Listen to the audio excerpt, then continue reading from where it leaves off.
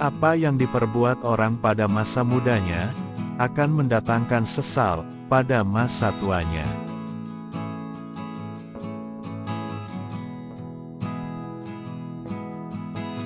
Jangan terlalu mengandalkan kekuatan dan kepandaian, untuk secara mudah mengambil nyawa orang lain, betapa besar pun dosanya terhadap kita.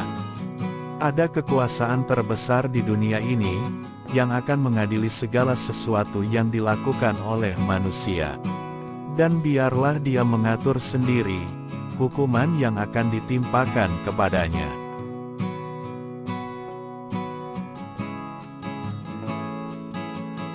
Seorang budiman, seharusnya menyempurnakan diri, batin dan pikiran pribadi. Untuk dapat menyempurnakan diri pribadi, tak dapat tidak, harus mencinta dan berbakti kepada ayah bunda. Untuk dapat mencinta dan berbakti pada ayah bunda, tak dapat tidak, harus mengetahui tentang peri kemanusiaan. Dan untuk dapat mengetahui tentang peri kemanusiaan, tak dapat tiada, ia harus mengetahui tentang ketuhanan.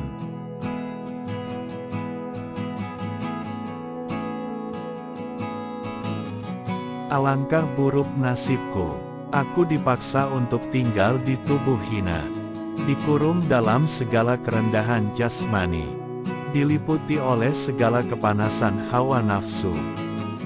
Hanya satu hiburan bagiku, akan tiba saatnya aku pergi, meninggalkan semua keburukan ini, dan kembali ke tempat asal, kembali ke tempat suci.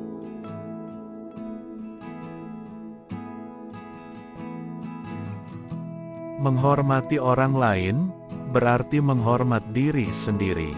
Sebaliknya, menghina orang lain, berarti menghina diri sendiri.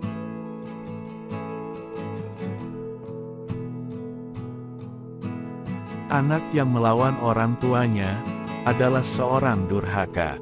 Tetapi, seorang yang mengkhianati negara sendiri, adalah orang yang berbatin rendah sekali.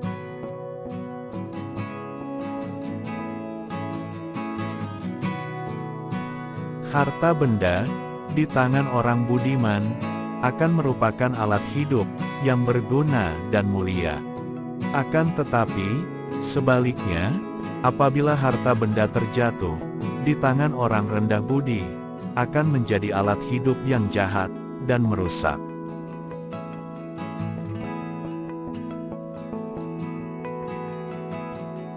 Tidak ada yang lebih jelas, daripada yang tersembunyi.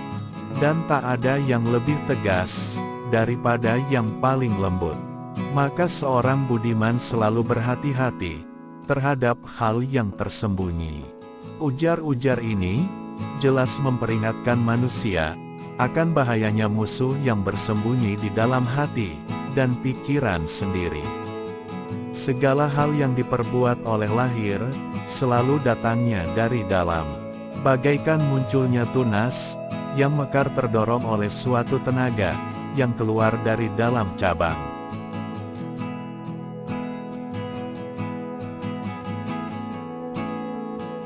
Iman yang lemah, dikuasai hati. Hati yang kotor, dikuasai pikiran. Dan pikiran yang picik, dikuasai oleh mata. Apabila mata mereka sudah silau, dan buta karena cahaya harta benda, kejahatan apakah lagi yang pantang bagi mereka?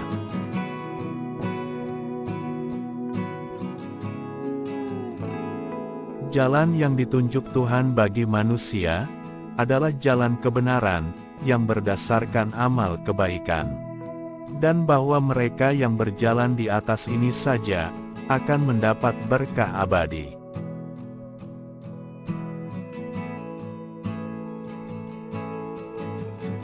Akhir kehidupan, tidak tergantung daripada usia tua. Bila mana saja Tuhan menghendaki, setiap manusia tua maupun muda, akan berakhir hidupnya.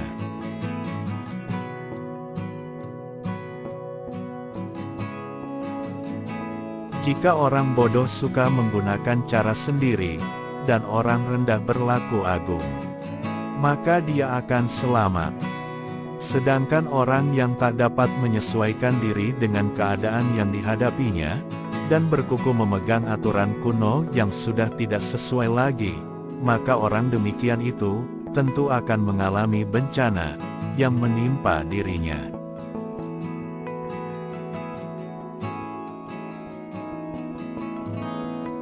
Kepandaian dan pribudi orang, tak diukur dari tinggi rendah usianya. Seperti juga kebersihan lahir batin seseorang, tidak dapat dilihat dari pakaiannya. Oleh karena itu, apakah salahnya perbedaan usia di antara kita? Apakah artinya muda dan tua? Buah yang sudah terlalu tua, akan membusuk, dan kemudian jatuh ke atas tanah, untuk bersemi lagi, menjadi pohon muda. Dan akhirnya pun, akan menjadi tua kembali.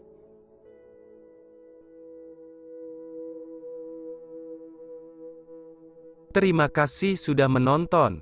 Semoga bisa menjadi inspirasi. Mohon dukungan dari para secuing dan sekie dalam bentuk like dan subscribe.